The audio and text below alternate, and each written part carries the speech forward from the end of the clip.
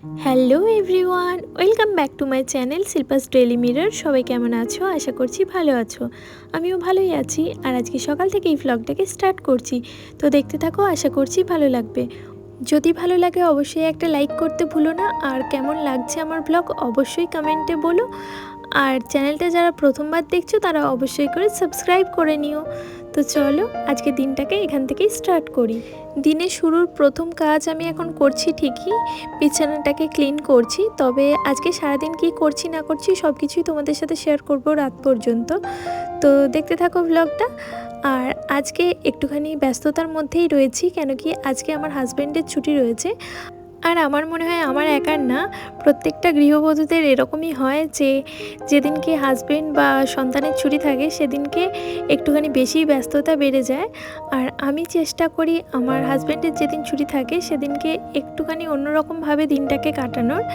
তো চলো একে একে দেখতেই পাবে। আর আজকে সবথেকে বড় একটা কাজও রয়েছে, যেটা হলো একটুখানি বাজার করার। তো সবজি কিচ্ছু বাড়িতে নেই, সেই কারণে একটুখানি বাজারে যেতে হবে। আর বাজার থেকে সেগুলো এনে গুছিয়ে রাখাটা একটা বড় কাজ।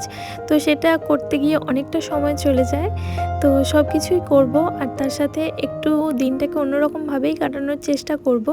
তবে দিনটা অন্যরকমভাবে কাটানো মানে যে কোথাও বেরোবো, কোথাও বাইরে খাওয়া দাওয়া করবো সেরকম না, বা কোনো শপিং করেও দিনটাকে কাটাবো না। তো আজকে বাড়িতে থেকেই কিভাবে ওকে একটুখানি খুশি রাখা যায়, মানে হাজব্যান্ডের কথা বলছি, তো সেটাই চেষ্টা করব।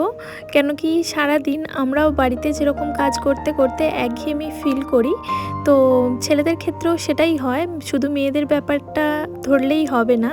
আমরা সবসময় মেয়েরা ভাবি যে আমরাই হয়তো বেশি কষ্টে রয়েছি, তবে হাজব্যান্ডরা যখন অফিসে যায় তো সেখানে যে কী পরিস্থিতি ফেস করে কাজকর্ম নিয়ে, তো সেটা তো আমরা সবসময় দেখি না, বা পুরুষ মানুষরা কিন্তু বাড়িতে এসে সেই সব নিয়ে খুব একটা বলেও না। আমরা মেয়েরা খুব বেশি অভিযোগ করি ছেলেদের তুলনায়। তো সেই জায়গায় দাঁড়িয়ে আমার মনে হয় যেদিনটা বাড়িতে ছুটির জন্য হাজব্যান্ডরা থাকে, তো সেদিনটা তাদেরকে একটু স্পেশাল ফিল করানো উচিত আমার মনে হয়। তো সেই কারণে একটুখানি আমার হাজব্যান্ডের পছন্দ মতো আজকে রান্না করব, আর তার সাথে চেষ্টা করব যে একটু কম কাজ করে যাতে একটু বেশিক্ষণ ওর সাথে সময় কাটানো যায়। আর সেই সময়ে আমি কোনো রকম কোনো অভিযোগ করব না, কেন কি আমরা স্বামী হই বা স্ত্রী, যে যার জায়গায় প্রত্যেক দিনই কিছু না কিছু প্রবলেম ফেস করি। তো সেই প্রবলেমগুলো মনের মধ্যে নিয়ে যদি ছুটির দিনটাও কাটাই, তাহলে নিজেদের মধ্যে কোনো ভালো লাগার মুহূর্তই তৈরি হবে না। তো সেগুলোকে দূরে সরিয়ে রেখে আজকে যে ছুটির দিন সেটা যদি আমরা এনজয় করি, তাহলে একটা ভালো স্মৃতি রয়ে যাবে। আর তখন হাজব্যান্ডরাও একবার হলেও চিন্তা করবে যে কি ব্যাপার, এরকম কেন হলো যে কোনো রকম কমপ্লেন করলাম না, পুরোটা দিন কাটিয়ে ফেললাম। আর তাদেরও মনের মধ্যে যে ভালো লাগাটা তৈরি হবে, সেই নিয়ে সারাটা সপ্তাহ তারাও খুব ভালো মতো করে কাজকর্ম করতে পারবে। তো যাই হোক, দেখতেই পাচ্ছ এদিকে আমার বাজার করে এনে সমস্ত সবজিগুলো কেটে গুছিয়ে নেওয়া হয়ে গেছে সারা সপ্তাহের জন্য। তো এগুলো এবার ফ্রিজে স্টোর করে রেখে দিচ্ছি প্রত্যেকটা বক্সে ভরে ভরে।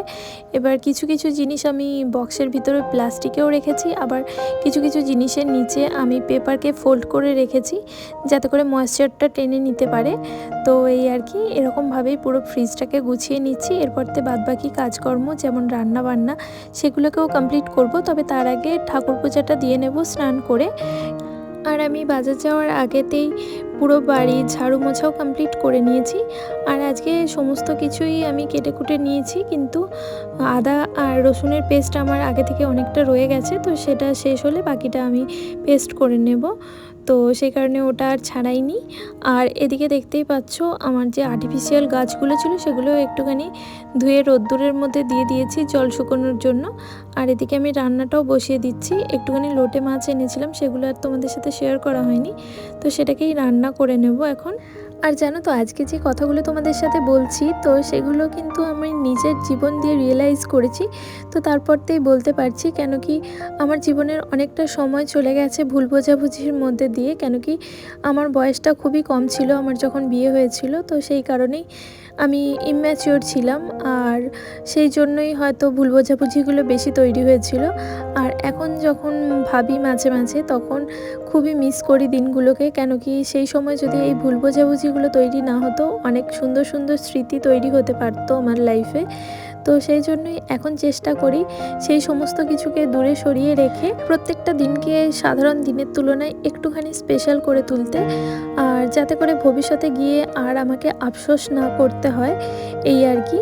আর তাছাড়া সবথেকে বড় ব্যাপার কি বলতো, আমাদের প্রত্যেকের লাইফের নিজের নিজের মতো করেই কিছু না কিছু সমস্যা থেকেই থাকে। তো সেগুলোকে নিজেদেরকেই আমাদেরকে কন্ট্রোলে আনতে হবে বা জীবন থেকে বাদ দিয়ে দিতে হবে, নাহলে জীবনে শুধু দুঃখই রয়ে যাবে, কোনো দিন আর সুখ আসবে না।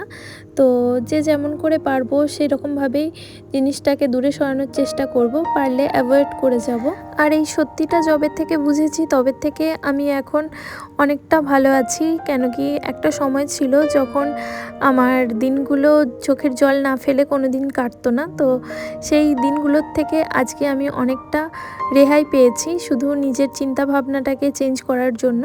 তো অন্যকে চেঞ্জ করার আগে নিজেকে চেঞ্জ হতে হয়, আর অটোমেটিক্যালি যখন নিজে চেঞ্জ হবে তখন চারপাশটাও সুন্দর হয়ে যাবে। এটা আমি নিজে উপলব্ধি করেছি বলেই আজকে তোমাদের বলতে পারছি।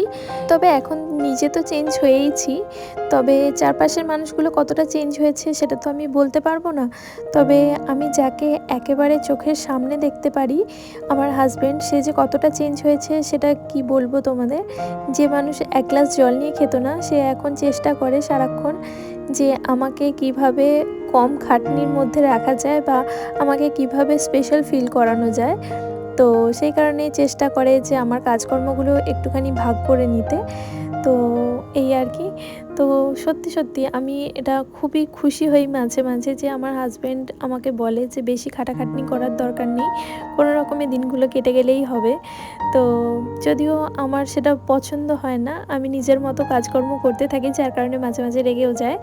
তো যাই হোক, সেসব কথা। এদিকে আমার লোটে মাছ রান্না হয়ে গেছে, আর এদিকে আমি চিকেনটাকে রান্না করার জন্য আমি আলুটাকে ভেজে তুলে রেখেছি, দেখতেই পেলে। আর 80% মতো আলুটা কুক হয়ে গেছে। আর এদিকে বাকি তেলটার মধ্যে আমি তেজপাতা, শুকনো লঙ্কা ফোড়ন দিয়ে পুরো একটা পেস্ট বানিয়েছিলাম। পেঁয়াজ, আদা, রসুন, জিরে আর ধনে, সাথে একটুখানি টমেটো, কাঁচা লঙ্কাও দিয়েছিলাম। তো সব কিছু দিয়ে একটা পেস্ট বানিয়ে সেটা তেলের মধ্যে দিয়ে এখন ভালো মতো করে ভেজে নেব। আর এদিকে আমি একটুখানি চিনিও অ্যাড করেছিলাম তেলে। আর তারপর থেকে কিছুক্ষণ ভেজে নেওয়ার পরতে মশলাটার মধ্যে আমি একটু হলুদ গুঁড়ো, লঙ্কার গুঁড়ো আর একটুখানি কাশ্মীরি লঙ্কার গুঁড়ো দিয়ে নিচ্ছি। এরপরতে এটাকেও ভালো মতো করে কষিয়ে নেব। আর তোমাদের তো বললাম যে ঝটপট করে রান্না হবে, অথচ মনের মতো কিছু বানাবো, সেই জন্যই একটুখানি চিকেন বানাচ্ছি। আর সেই কারণেই দেখতে পাচ্ছ সমস্ত মশলা আলাদা আলাদা করে আর কষলাম না। তো সব কিছু মশলা একসাথে পেস্ট করে নিয়ে কষিয়ে নিচ্ছি, যাতে করে তাড়াতাড়ি রান্নাটা হয়ে যায়। আর এরকমভাবে রান্না করলে না খেতে খুব একটা খারাপ হয় না, তোমরা একবার ট্রাই করতে পারো, তো মন্দ লাগবে না। আর অন্যদিকে আমি মশলাটা যেমন কষাচ্ছি আর ভাতটাকেও বসিয়ে দিয়েছি, যাতে করে পাশাপাশি দুটো তাড়াতাড়ি হয়ে যায়। আর এই তো মশলাটা মোটামুটি 80% হয়ে গেছে। তারপরতে আমি এর মধ্যে চিকেনগুলো আগের থেকে একটুখানি লেবুর রস দিয়ে ম্যারিনেট করে রেখেছিলাম, সেটাকে দিয়ে দিয়েছি। এরপরতে এগুলো আবার মশলার সাথে ভালো মতো করে কষিয়ে নেব। ঢাকা দিয়ে দিয়ে রান্নাটাকে করব, এখানে কোনো রকম জল অ্যাড করব না। তো পুরোটাই ভাপে রান্না হবে। আর এই যে কষা চিকেনটা সত্যিই খুব ভালো হয় খেতে, খুব একটা বেশি খাটনির প্রয়োজন পড়ে না। তবে ইচ্ছে আছে একদিন এরকম কম খাটনির আরও একটা চিকেনের রান্না করতে। দেখেছি সবাইকে যে সব কিছু একসাথে মাংসের সাথে ম্যারিনেট করে রেখে রান্না করে, তো ওরকম একদিন করার ইচ্ছা আছে। জীবনে কখনো করিনি, কেমন হবে জানি না।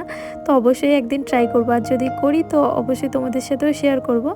তো এদিকে দেখতে পাচ্ছ ঢাকনা দিয়ে কতখানি জল রিলিজ হয়েছে চিকেনটা দিয়ে। তো এই জলটার মধ্যেই কুক হয়ে যাবে পুরো রান্নাটা। আর চিকেন তো রান্না হতে খুব বেশি সময় লাগে না, তোমরা তো জানোই। এই পর্যায়ে মোটামুটি রান্নার জন্য সমস্ত কিছুই অ্যাড করে দিয়েছি, শুধুমাত্র নুন ছাড়া। এবারতে নুনটা অ্যাড করে দিচ্ছি, আর এরপরতে ভালো মতো করে মিশিয়ে নিয়ে আবারও ঢাকনা দিয়ে রান্না হতে দেব। তো সেদ্ধ হওয়া পর্যন্ত আমাদেরকে এটাকে ঢাকনা দিয়েই রান্না করতে হবে। আর মাঝে মাঝে একটুখানি করে এটাকে মিশিয়ে নিতে হবে, নাহলে আবার তলায় লেগে যাওয়ার সম্ভাবনা আছে। তবে তোমাদের চিকেন থেকে যদি খুব একটা বেশি জল না বেরোয়, এখানে একটুখানি অল্প জল গরম করে অ্যাড করতে পারো। তো দেখতেই পাচ্ছ যেহেতু আমার চিকেন দিয়ে বেশ ভালো মতোই জল বেরোচ্ছে, তো সেই কারণেই আমি আর জলটাকে ইউজ করছি না। তো শুধুমাত্র ঢাকনা দিয়ে রান্না করতে থাকবো। আর মাঝে মাঝে একটুখানি করে এটাকে মিক্স করে নেব যাতে করে তলায় না লেগে যায়। তো এরকমভাবেই রান্না হতে থাকবে যতক্ষণ না পর্যন্ত মশলাটা ভালো মতো করে কষে গিয়ে তেল ছেড়ে আসছে। তো দেখতেই পাচ্ছ মোটামুটি এদিকে বেশ অনেকখানি জল রিলিজ হয়েছে আর চিকেনটাও মোটামুটি 80% মতো রান্না হয়ে গেছে। এই অবস্থায় আমি আগের থেকে ভেজে রাখা আলুগুলো অ্যাড করে দিয়েছি। এরপরতে আবারও ঢাকনা দিয়ে রান্না হতে দেব যতক্ষণ না পর্যন্ত আলুগুলো খুব ভালো মতো করে সেদ্ধ হয়ে যাচ্ছে আর সাথে চিকেনটাও। তো তাহলেই মোটামুটি রেডি হয়ে যাবে আমার চিকেনটা। আর অন্যদিকে ভাতটাও হয়ে এসেছে, এবার নামিয়ে নেব।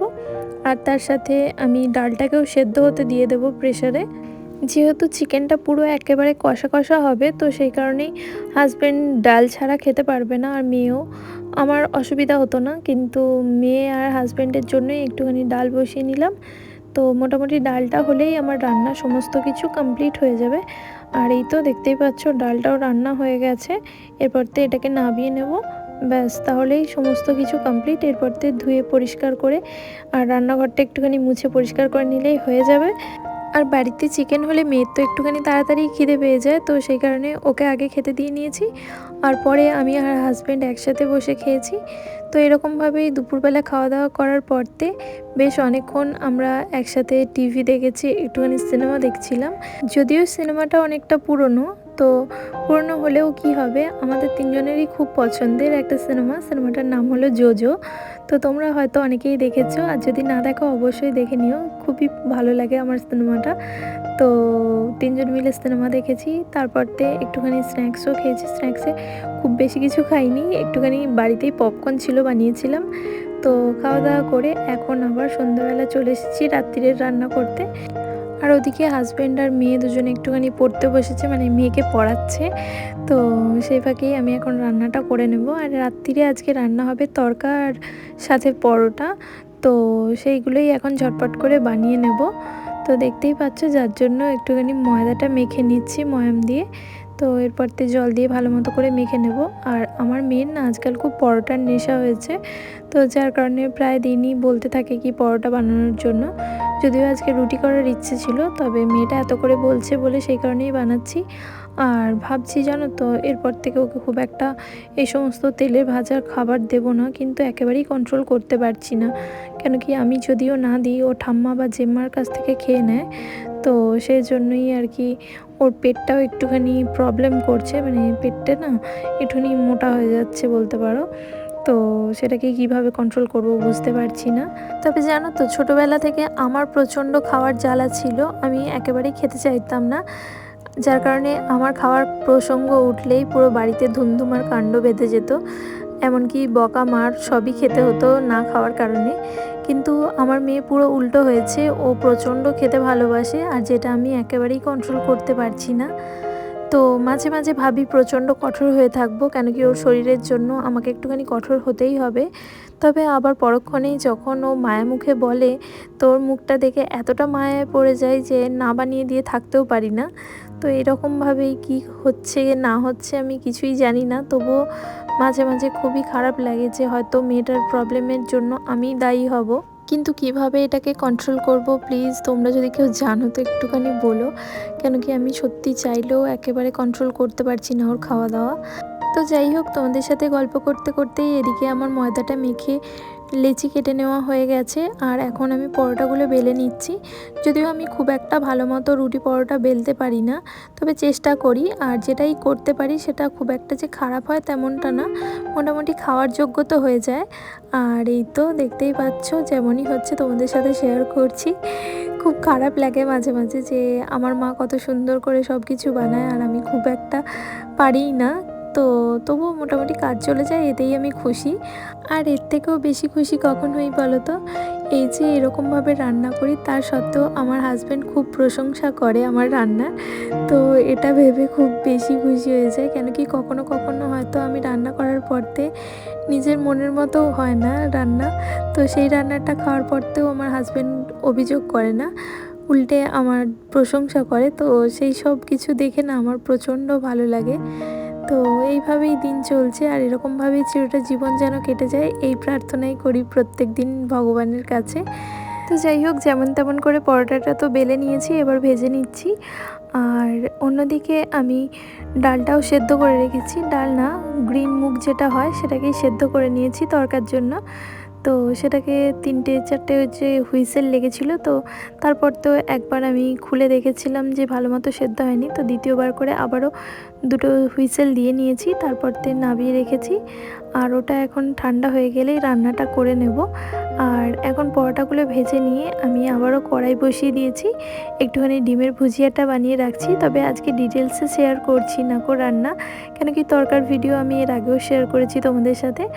আর এই তো সমস্ত কিছু ভালো মতো করে পেঁয়াজ, লঙ্কা, টমেটো সমস্ত কিছু কুচিয়ে রেখেছিলাম, সেগুলোকে অ্যাড করে দিয়েছি তেলের মধ্যে। আর সাথে একটুখানি রসুন এবং আদা কুচিয়ে দেওয়া আছে। তো সব কিছু এখন ভালো মতো করে ভেজে নিচ্ছি। এতে একটুখানি চিনি, নুন সব কিছু অ্যাড করব।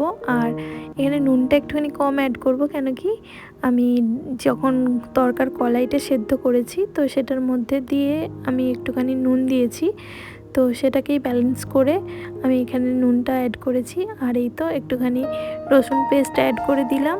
আর এরপরতে এই যে আদার পেস্ট অ্যাড করেছি। এরপরতে ভালো মতো করে সমস্তটা কষিয়ে নিচ্ছি।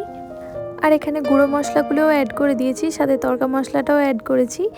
আর এই তো এবারতে সেদ্ধ করে রাখা কলাইটাকেও অ্যাড করে দিচ্ছি। এরপরতে সমস্ত কিছু একসাথে ভালো মতো করে মিশিয়ে নেব। আর তারপরতে ডিমের ভুজিয়া, একটুখানি বাটার সব কিছুই অ্যাড করব। তবে আজকে না তরকার মধ্যে একটুখানি কাশ্মীরি লঙ্কার গুঁড়োটা দিতে ভুলে গেছি, তো যার কারণে কালারটা একটুখানি অন্য রকমের হয়েছে। তবে খেতে কিন্তু একটু খারাপ হয়নি, সব কিছু খুবই ভালো হয়েছে। লাস্টে একটুখানি কসুরি মেথি আর ধনেপাতাও অ্যাড করেছিলাম। তো সব মিলিয়ে জমে গিয়েছিল পুরো রাত্রিরের ডিনারটা। তো যাই হোক, আজকের ব্লগটা এখানেই এন্ড করছি। যদি কিছু ভালো লাগে অবশ্যই একটা লাইক, কমেন্ট এবং শেয়ার করতে ভুলো না। তো চ্যানেলটা যারা প্রথমবার দেখছো অবশ্যই সাবস্ক্রাইব করো। দেখা হবে নেক্সট ব্লগে, ততক্ষণের জন্য সবাই ভালো থাকবে, সুস্থ থাকবে। আজকের মতো টাটা।